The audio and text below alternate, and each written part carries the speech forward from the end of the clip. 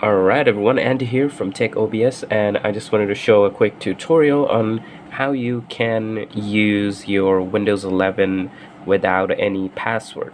So if you have your Microsoft account in your Windows 11, there's unfortunately no way to log in without a password. You need at least some kind of security protection like a Face ID or a PIN or something.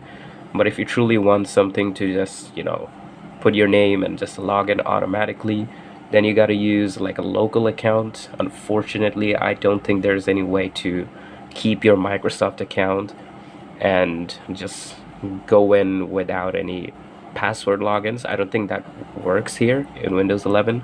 So the only thing you can do is to convert your account to a local account. So what you want to do is go to settings over here and click on this, and then go to account, and then scroll down, and yeah, I think it's your info, and then what you want to do is click on the sign in with the local account instead.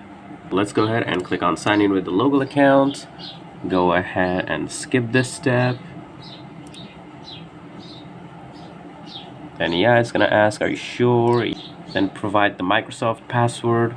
Alright, after you're done, you can just go ahead and put your username. So I'm not going to use any password, I just wanted to log in automatically. So if you want the same thing, just don't put any password and click next. And it's going to say you're almost done. Go ahead and sign out and finish. Preparing your local account, and it should work. Voila, as you can see, it's signed in automatically.